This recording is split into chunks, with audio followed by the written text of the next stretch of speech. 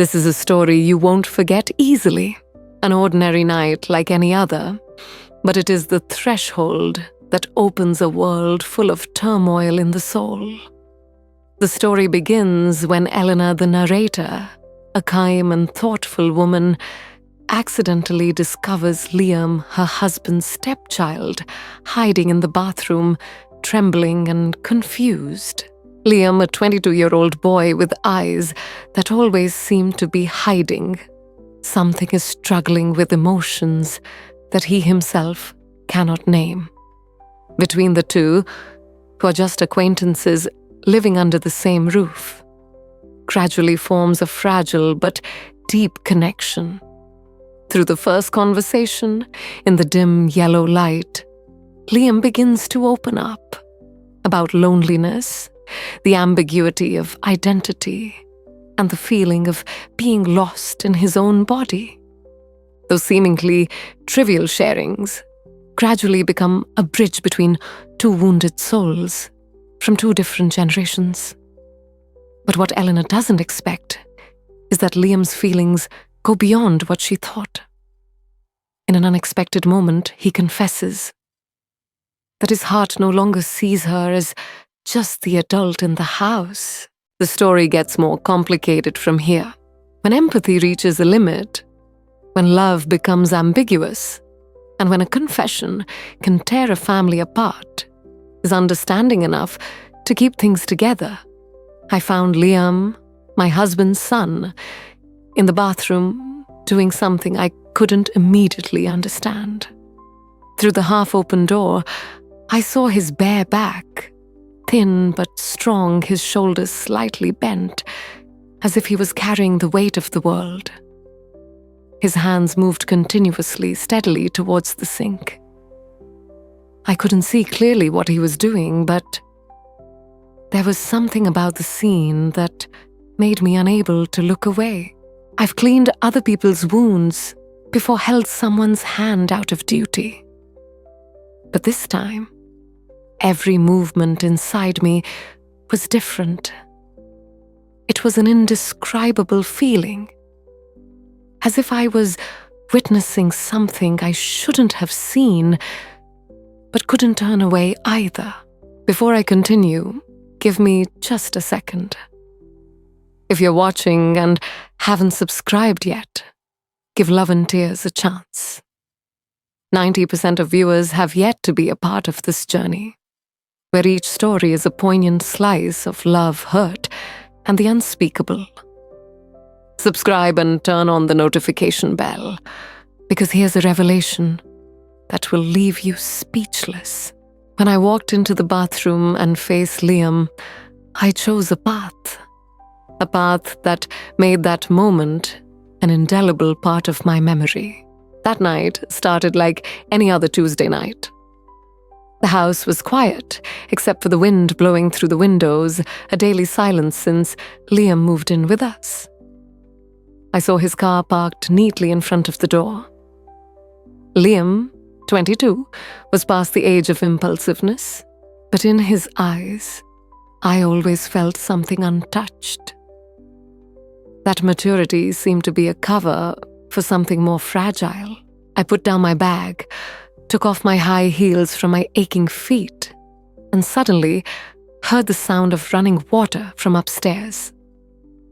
My instinct told me that Liam was in the bathroom. This was nothing unusual, but somehow the atmosphere that night was different. I tried to soothe that feeling with a glass of cold water. That night seemed to pass quietly, just me and Liam in a house without the sound of men, because William, my husband Liam's father, was on a business trip and would not return until the next morning. I went upstairs. The space seemed colder than usual. The bathroom door was ajar. The sound of water was clearer. A strange curiosity drew me closer. I just wanted to take a quick look. But what I saw made me freeze. Liam turned his back to me, his shoulders bare, his pants unusually low on his hips. unlike his usual self, who was always discreet and careful about privacy. He moved his hands with a strange concentration, as if he were processing something very personal. I hesitated. Should I knock? Should I turn away? But the soft creak of the wooden floor beneath my feet made Liam turn his head. His eyes widened, alarmed. "I didn't know you were home," he stammered, hastily pulling the towel to cover something I could almost understand. His voice trembled, a far cry from his usual calm self. I didn't mean to bother you," I said quickly, turning away, my cheeks burning. "I just heard the sound of water." I thought something was wrong. Liam's face flushed. His eyes averted. The towel in his hand was clenched tightly, like a shield to hide his confusion. "It's okay." "It's nothing," he replied. But I could hear the lump in his throat, and I knew. He was lying. The bowed head, the slumped shoulders, the way he avoided looking at me. All of it told me that something was weighing on him. I stood there, my hand still on the door. Part of me wanted to leave him alone, but another stronger part wanted to go in. I said his name softly, "Liam," and I walked into the bathroom, closing the door behind me. If anything, you can tell me I tried to keep my voice calm, sincere. "I won't judge."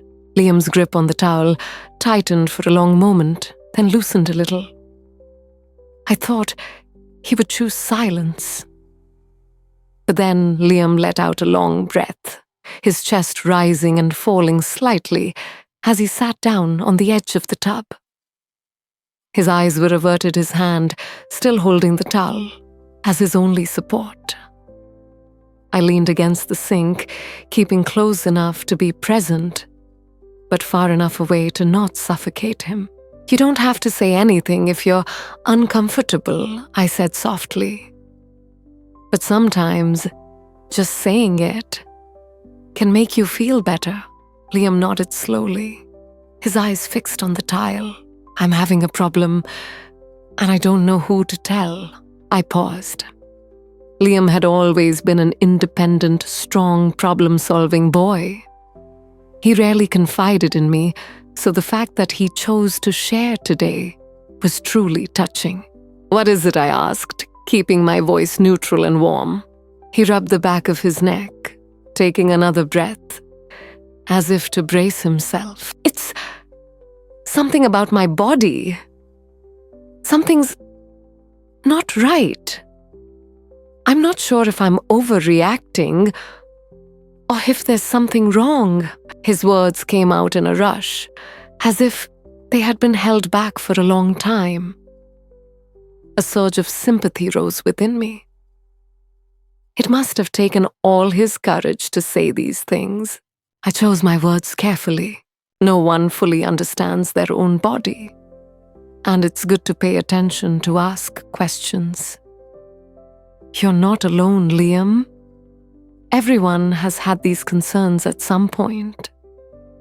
If you want, we can work through them together."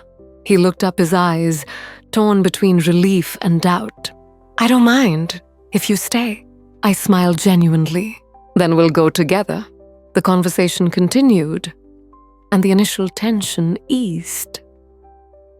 Liam began to articulate his concerns, sentence by sentence, piece by piece, as if he were putting together a puzzle in his head. His voice trembled. His eyes were downcast, his hands twisting the edge of the towel as if clinging to something safe. I just listened, not interrupting, just nodding, saying, to let him know I was there. Close enough to make him feel safe, but not pressured. The bathroom, with its mild soapy scent and the steam still lingering on the mirror, seemed like the last place one would expect such a deep conversation to take place. But for Liam right now, it was the only place quiet enough for him to speak his mind. I'm not sure if what I saw, what I felt is normal. There's no book that teaches this, Liam said softly, tugging at the edge of the towel as he spoke. Dad isn't the person I thought would understand. The words were like a knife that touched reality. Liam and William, my husband, still had a good relationship, but there was always an invisible distance between them. There were things that father and son did not know how to touch, I said softly, as if afraid of breaking something fragile. There are things that are very difficult to say, especially to relatives. But I chose not to be silent. That takes a lot of courage. Liam nodded, his head bowed lower.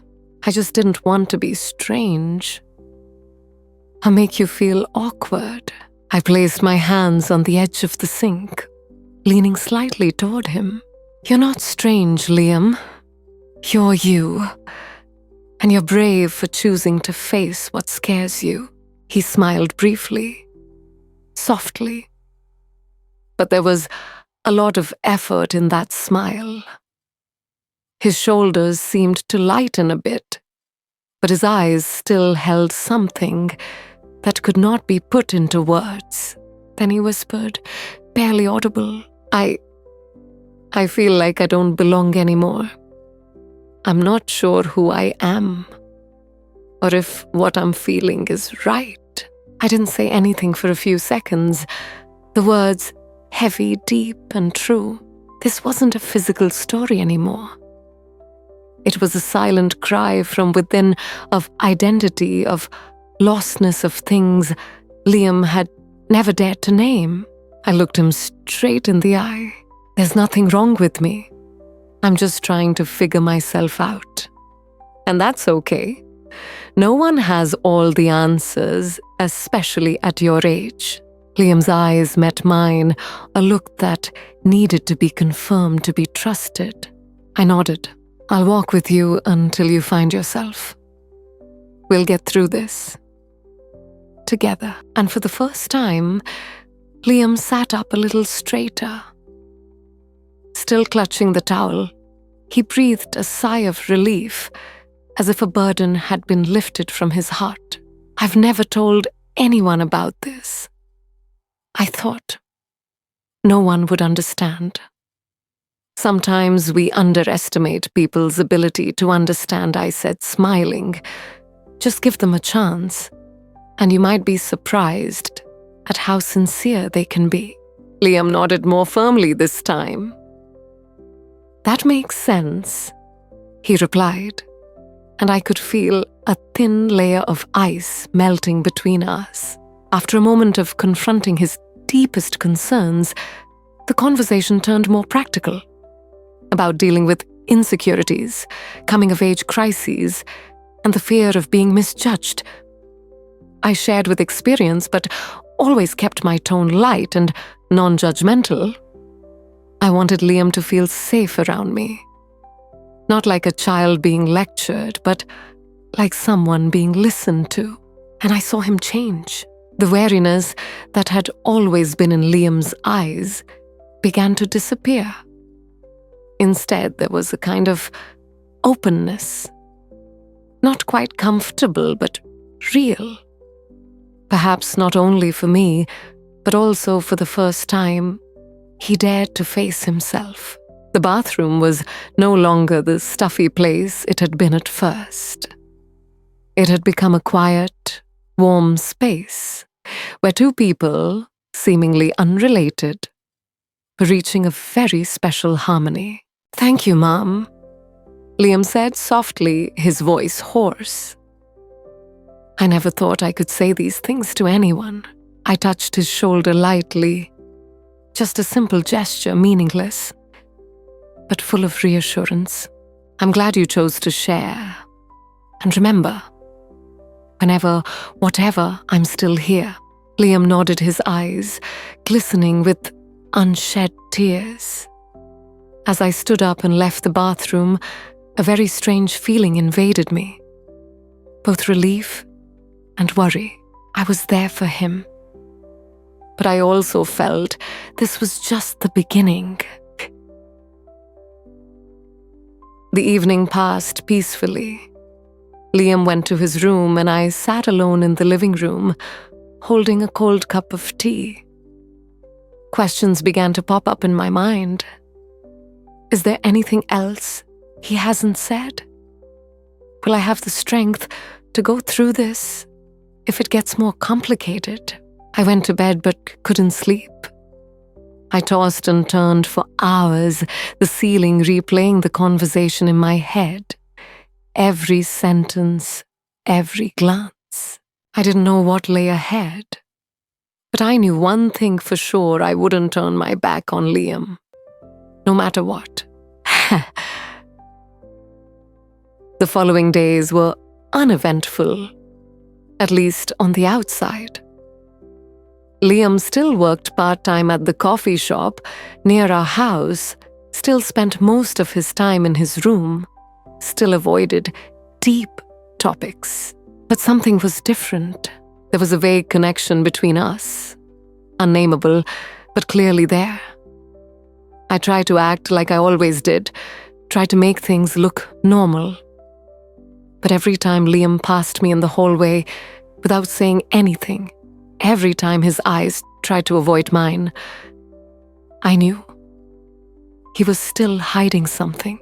One evening during dinner, when William had returned his usual cheerful self, Liam remained silent. As I picked up my food, I saw his eyes glance over. It was a fleeting glance, but I caught it. We met for a brief moment, and then Liam looked away. His cheeks flushed. Just one look, and I felt the entire atmosphere in the room freeze. I tried not to speculate, but it was getting harder. Maybe there was some kind of connection between us that I didn't have the courage to name. If you're feeling as heavy-hearted as Eleanor, you're not alone. Keep following this journey, because sometimes the things left unsaid are the most haunting. Feel free to send me the next part anytime. I'll keep writing, keeping the haunting spirit quiet but moving. The next morning after William had left for work, Liam and I were alone. The house was so quiet that I could hear the wind blowing through the kitchen window.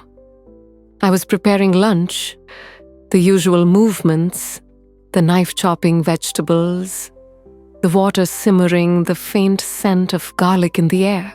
The soft footsteps behind me made me pause for a moment. I turned around and saw Liam standing in the kitchen doorway. He didn't say anything right away, just looked at me with a quiet gaze, something hesitant in his stance. "Hi," I said, trying to keep my voice cheerful. "Is everything okay?"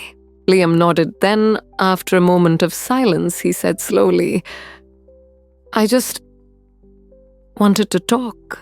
A feeling of uncertainty rose in my chest, a premonition of a long-awaited conversation. I put down the knife, wiped my hands on a towel, and turned around to face him. "What's on your mind, Liam?" I kept my voice calm, though my heart was beating a beat faster than usual. Liam hesitated, shifting his feet from side to side. He seemed to be struggling with whether to continue. "I've been feeling strange lately." He began his voice, slow and hesitant. Not exactly sad, not anxious, but there's something inside me that's bothering me. I looked at him, not interrupting, just waiting. I don't know what to call it, but it makes me feel not like myself. Liam's eyes were on the kitchen floor, as if he were avoiding something inside. "You know, I'm always here to listen." "Right?" he asked quietly. "Of course," I said softly. If there's anything bothering you, I'm here. He didn't answer right away. Liam took a deep breath, his shoulders slumping as if letting go of a burden. I'm not sure who I am, he said. I know I'm not a kid anymore, but sometimes I still feel lost. Like I'm stuck somewhere between two worlds, and I don't belong in either. My heart sank. His words seemed to reveal a part of the deep truth he had been hiding behind his confused eyes for days. I stepped closer, placing my hand lightly on his shoulder. A small touch, just to let him know I was there. It's okay if you don't have the answer right now, I said, my voice soft as a breath. No one is forcing you to figure yourself out overnight. We can go on that journey together, little by little. Liam looked up at me. There was gratitude in his eyes, but there was something vague, hard to name. Part of him was still guarded against his own feelings. I don't want to be a burden to anyone, he said softly. I squeezed his shoulder. I never will be. Not to you, Mom. Families are for being together, especially when things get tough. Liam nodded more firmly this time. The corners of his lips lifted slightly, as if my words had helped him stand a little more firmly.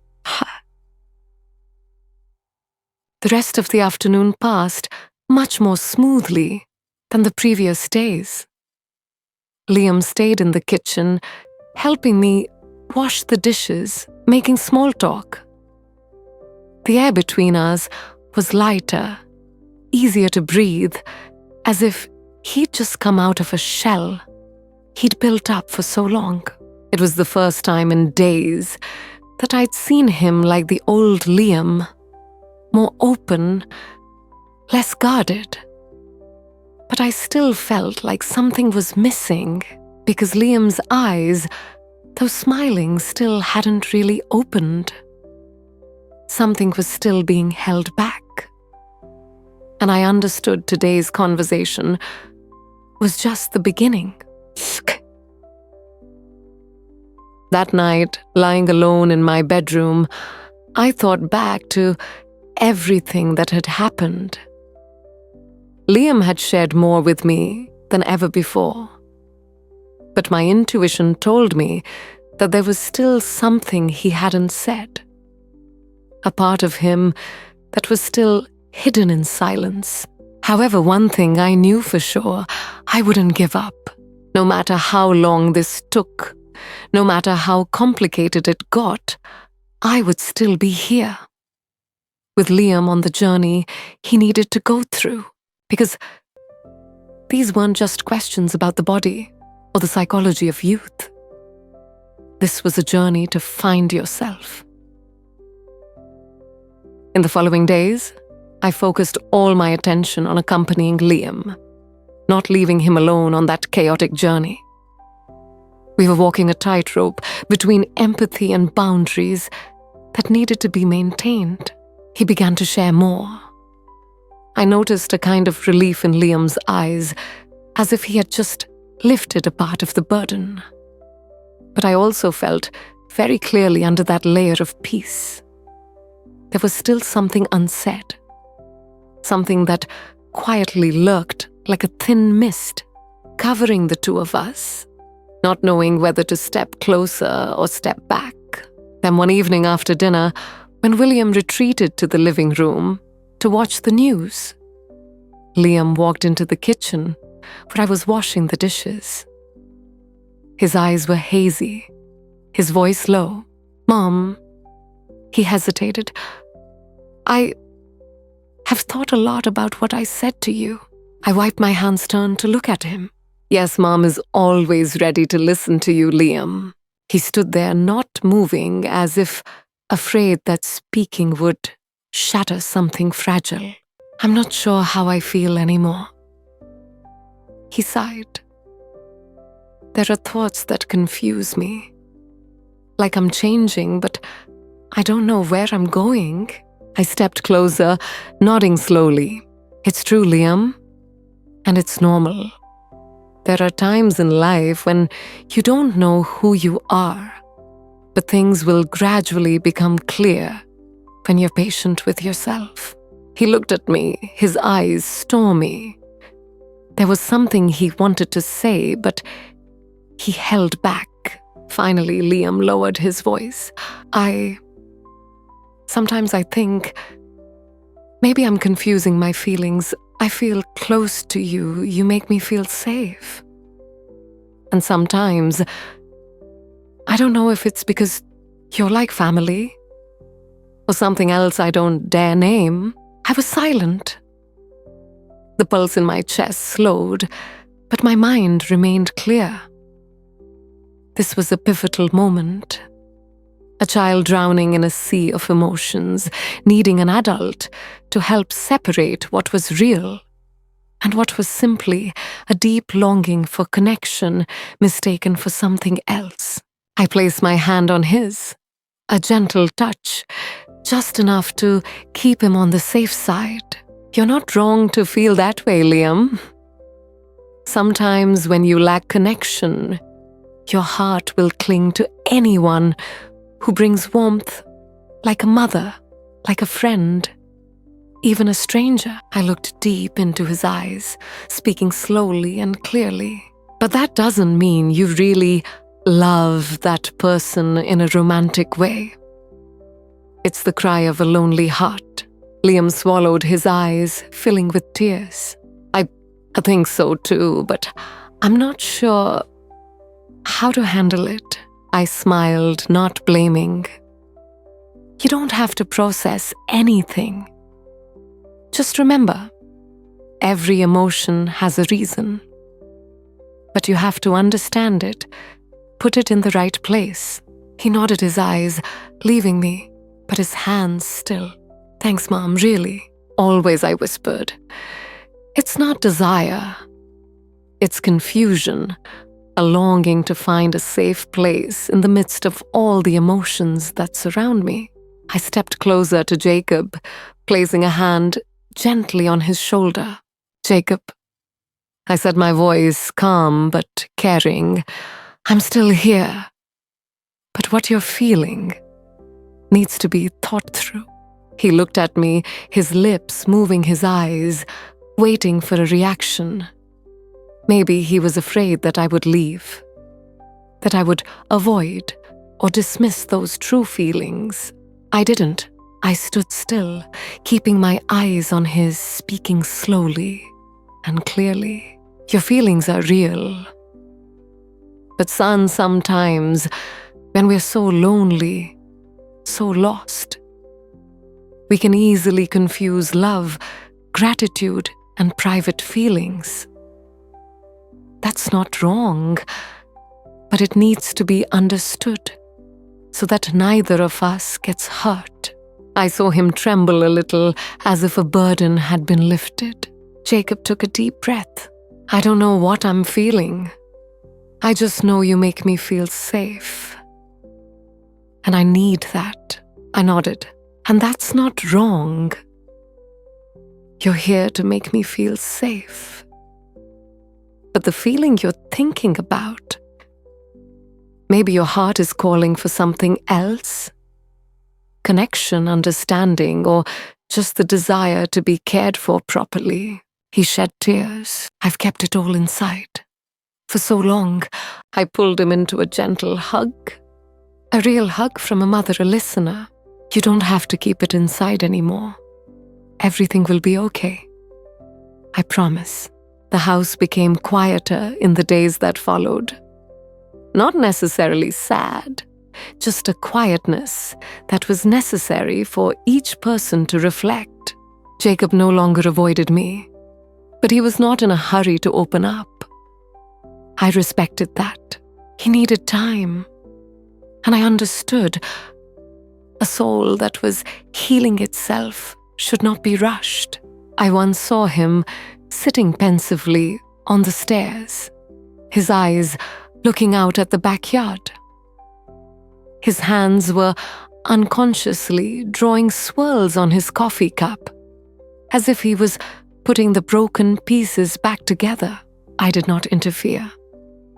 I just walked by, leaving a small sentence. If you need to talk, Mom is still here. He did not say anything, just nodded slightly. But I knew. That was enough. That night when I lay in bed, I did not feel as scared as the previous days. Maybe we had not resolved everything, but at least Jacob had begun his journey.